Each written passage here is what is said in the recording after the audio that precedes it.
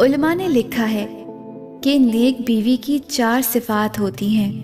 Number 1، اس کے چہرے پر حیا ہو۔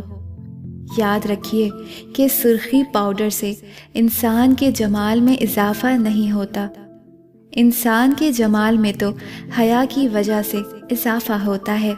جس کے چہرے پر حیا ہو، اللہ رب العزت اس کے چہرے کو پرکشش بنا دیتے ہیں۔ نمبر 2، زبان کے اندر شیرنی ہو، یعنی نرم بولنے والی ہو۔ جب خاوند سے بات کرے تو نرم لہجے میں کرے۔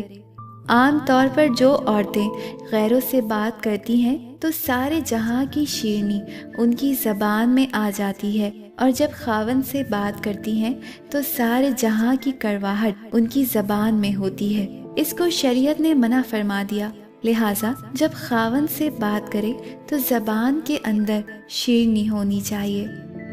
نمبر 3، دل کے اندر نیکی ہو، بدی اور برائی نہ ہو، یعنی وہ عورت نیک نیت ہو۔